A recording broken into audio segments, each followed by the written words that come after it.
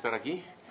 Se trata ahora ya después de haber pasado las primeras etapas, tener una charla contigo en estos 20 minutos para conocerte mejor y ver cuáles son las habilidades que pudiéramos considerar en este proceso de selección. Y algunas preguntas introductorias están, ya sabes, ¿no? Ya conoces a los consejeros, sí, el consejero claro, San Martín, el consejero, y desde luego el consejero presidente. Encuentro en tu currículum que estuviste en el Instituto Estatal Electoral de Aguascalientes, directamente como jefe de departamento y con varias funciones, y luego también en el INE, antes, más bien. En el IFE, bueno, antes IFE como auxiliar jurídico, primero. Sí. Como auxiliar jurídico, pero conociste las dos instituciones. Así es. Y después te dedicaste ya a otro tipo de actividades y ahorita estás en otro tipo de cosas. Así es. La materia fiscal y administrativa, sobre todo. Bien. ¿Y te interesa regresar a lo electoral y te interesa el órgano local electoral? Claro, claro que pues va a ser, aunque apenas hayan pasado 5 años, muy distinto a como tú estuviste en esa etapa ya. Así es. ¿Cuál es, desde esta distancia y este conocimiento, tu visión de lo que está ocurriendo ahorita en el órgano local electoral? Creo que era necesario tratar de hacer más independientes y autónomos a los institutos estatales electorales, ¿no? Había ciertas injerencias de los poderes públicos locales que no permitían un desarrollo democrático libre, ¿no? En algunos aspectos. ¿Injerencias como cuáles? Pues algunos gobernadores, el gobernador o los diputados o congresistas que necesitaban algún tipo cierto de resolución, siempre hay presiones directas, ¿no? Que se diluyen cuando es un instituto nacional que tienen mayor presencia ante los partidos políticos, ¿no? Sobre todo. ¿Y esa es la diferencia mayor? No, bueno. Básicamente, viéndolo en la perspectiva de cuando yo trabajaba como auxiliar jurídico, que me tocó encargarme de los procedimientos especiales sancionadores. Me interesó, yo venía del Servicio de Administración Tributaria y trabajé como abogado de lo contencioso. Tenía experiencia en emitir resoluciones, estaba certificado para la defensa del Fisco Federal y me invitó una buena amiga que era vocal ejecutiva para que participara en la convocatoria para ser auxiliar jurídico. Lo hice porque me interesa lo electoral y lo que veo con mucho agrado con la nueva reforma es que, bueno, el instituto es un órgano administrativo prácticamente, no un órgano jurisdiccional. El que se les haya quitado esa función permite que no haya tanto roce entre el instituto y los partidos políticos, porque si bien es cierto es un árbitro y tiene que resolver situaciones concretas, ya meternos con una carga más de tener que resolver sobre quejas de propaganda electoral específicamente, o ustedes en su caso, medio de tiempo de radio y televisión, sí generaba muchas pugnas y mucho roce en el quehacer diario de la función democrática, ¿no? Y ya que pasa esa función a un tribunal especializado, a un tribunal jurisdiccional, pues quita esa carga, ¿no? O sea, ¿y cómo te ubicas con esa experiencia y todo en el Consejo General? ¿Cuál sería tu rol, tu papel? Bueno, siempre he tenido un punto de vista crítico y analítico, ¿no? Claro, siempre a partir de una base honesta, transparente e independiente, ¿no? O sea, lógicamente sé lo que significan los partidos políticos, los intereses de cada uno de los partidos políticos, pero también como abogado, pues abogo por el principio de legalidad, por la transparencia, por la rendición de cuentas, ¿no?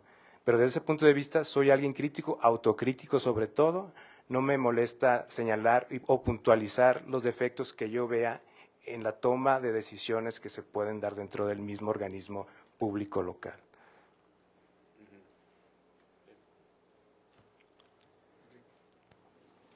Miguel Ángel, bienvenido. Gracias. ¿Algún vínculo con partidos políticos? No, ningún vínculo. ¿Nunca? No, nunca.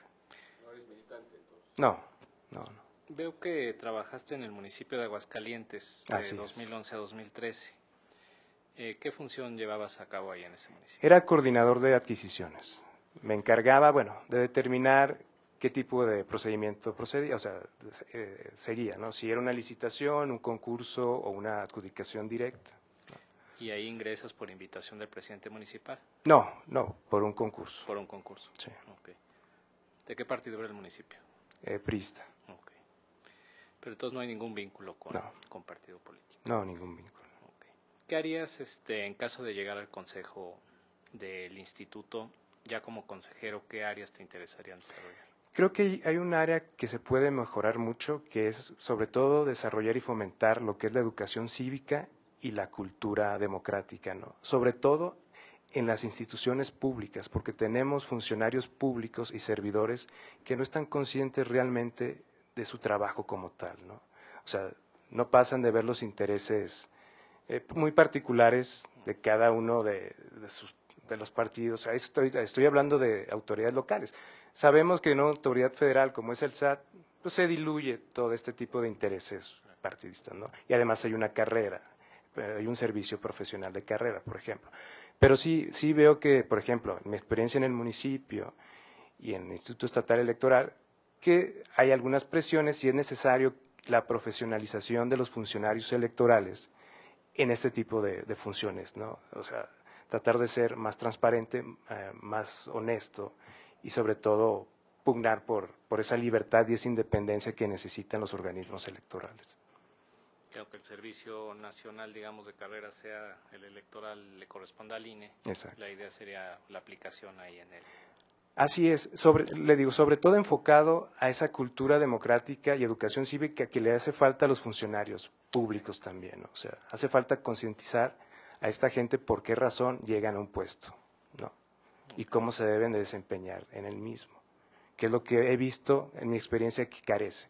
Y no digo porque sea por una presión política, sino mi experiencia personal en el SAT es que como funcionario del SAT ves como delincuente a todos los contribuyentes que tienes enfrente, ¿no?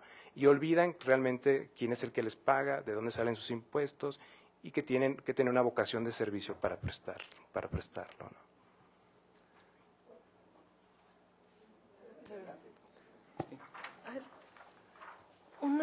Una pregunta. Bueno, antes que nada, buenas tardes, Miguel. Buenas tardes. Ahorita estás en un despacho corporativo, pones aquí haciendo asesoría legal y trámites gubernamentales. Así es. ¿A qué te refieres con trámites gubernamentales? ¿Ante quién se gestiona? Ante cualquier tipo de autoridades municipales, estatales, desde trámite de licencias de construcción, de licencia de, no sé, venta de vinos o trámite sencillo. Así es, una especie de gestoría. Y una pregunta, en esas gestorías, ¿no has generado vínculos con los distintos, pues, digamos, gobiernos, servidores públicos, etcétera? No, muy independiente. Inclusive, bueno, por mi profesión, y que me dedico sobre todo a lo que es la defensa fiscal y administrativa, más que una convivencia, es un enfrentamiento, ¿no? Sí, porque nos vemos en los tribunales, en el Tribunal Federal de Justicia Fiscal y Administrativa, en los tribunales contenciosos, que es una sala administrativa en el Estado de Aguascalientes, pues nos conocemos por esas circunstancias, ¿no? Sí. Aunque es cordial la relación, pero no. Por una cuestión de humanidad, me tomo la palabra mientras la consejera San Martín se repone. A ver, Miguel Ángel, ¿cuál crees, desde tu punto de vista? Sí. La reforma tiene un propósito, la reforma del año pasado, una reforma que busca fortalecer, robustecer la autonomía de los órganos electorales frente a los entes públicos.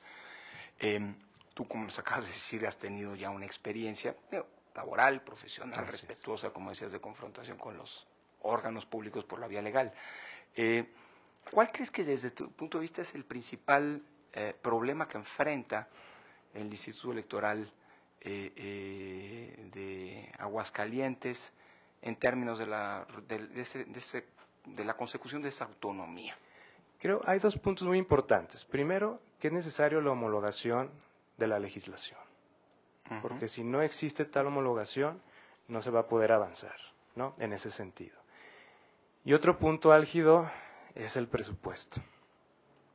Entonces, hay que tomar compromisos y acuerdos con el Poder Legislativo Estatal para que de forma cordial llegar a los acuerdos necesarios, ¿no? Entonces hay que abrir vínculos con los congresistas, en este caso, para lograr esos acuerdos, ¿no? Porque sí es un punto muy álgido en cuanto a quién va a pagar, bueno, desde los mismos consejeros hasta todo lo demás, ¿no? ¿Y cuáles son tus virtudes, déjame decirlo así, personales, para poder enfrentar estas dos vertientes? Por un lado, el tema de la homologación de la legislación. Entiendo perfectamente que hay una responsabilidad del legislativo, pero hay también una dimensión, y por un lado, y por otro lado también una dimensión interna, ¿no? Así es. Y otra que te cae de lo alto, que es la que emitimos nosotros. Así es. Pero también la parte presupuestaria. ¿Cuáles son las virtudes para poder, en estos dos temas que identificabas, fortalecer a un órgano colegiado como el Instituto, como el Consejo General del Instituto? Sobre todo la capacidad para negociar, ¿no? Y siempre la negociación desde la ponderación de los principios, ser muy consciente de los principios rectores de la institución y de los derechos fundamentales del ciudadano, ¿no? Que no se trastoquen y a partir de eso utilizar como herramienta para poder negociar las situaciones, ¿no? Cuéntanos, Miguel Ángel, alguna experiencia, algún episodio en el que hayas tenido que poner a prueba pues estas dotes de negociación que decías, ¿no? Cuando trabajaba en el servicio de administración tributaria, bueno, mi función era contestar demandas prácticamente, pero también teníamos ciertas funciones auxiliares. Una de ellas era auxiliar a la aduana de Aguascalientes. La aduana de Aguascalientes está conformada por el territorio de Aguascalientes, San Luis Potosí y Zacatecas. Y nos tocaba notificar el inicio de procedimientos administrativos en materia aduanera. ¿De qué derivaban ellos? De cuando la Procuraduría General de la República incautaba algún vehículo por algún delito y era de procedencia extranjera, se tenía que iniciar el procedimiento. Viendo esto, me tocaba ir a notificar a los que le habían detenido el vehículo el inicio del procedimiento. Son distancias bastante largas y en una de esas, de tantas rancherías que había que ir a notificar, pues vi amenazado mi vida porque no está muy contenta la gente por este tipo de situaciones, ¿no? Entonces ahí sí tuve que negociar pues prácticamente mi vida, ¿no? Tratar primero de abrir una vía de comunicación, una empatía y hacerle comprender de qué se trataba el procedimiento. Primero hacerlo receptivo a lo que yo trataba de hacer, ¿no? Lo bueno es que tuve suerte en ese sentido, si no, no estaría aquí con ustedes. Pero sí, son situaciones límite a veces que la gente, o el ciudadano común y corriente no se da cuenta de las situaciones a las que se enfrentan ciertas autoridades, ¿no? En algunos ámbitos. Para terminar por mi parte, ¿alguna experiencia, has tenido experiencia, digamos así, en el trabajo de órganos colegiados, de algún tipo de órgano colegiado? No, pero sí trabajando para un órgano colegiado. En el Instituto Estatal Electoral llevaba prácticamente, instruía lo que sean los procedimientos especiales también y proyectaba, ¿no?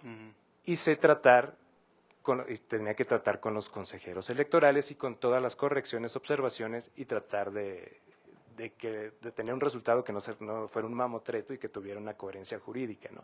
Entonces, eso me dio experiencia para negociar, para llegar a acuerdos con los mismos consejeros, para hacer valer ciertos puntos de vista desde el punto de vista legal y así tener un resultado positivo, ¿no? Perfecto. ¿Consejera?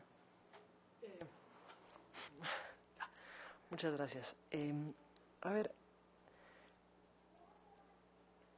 Miguel Ángel, a partir del desarrollo profesional que tú has tenido, digamos, cuéntanos alguna experiencia que nos permita advertir, digamos, que tú te conducirías de nombrarte consejero con un actuar, digamos, imparcial hacia los distintos actores que están en juego, porque hay una diferencia entre el litigio en el que se defiende al cliente a tener sobre la mesa a un conjunto de actores que se está arbitrando la lucha entre ellos. Bueno, una experiencia como tal, donde se haya puesto a prueba mi imparcialidad, lógicamente como funcionario, un tiempo como auxiliar jurídico del IFE, pues sí recibes ciertas amenazas veladas de los partidos cuando emites una resolución que no les favorece, ¿no? En ese caso, pues, de la manera cordial lo que se les da a entender es que pues que tienen los medios de impugnación y que los pueden hacer valer, que uno como autoridad no se va a sentir mal porque utilicen las vías legales, ¿no?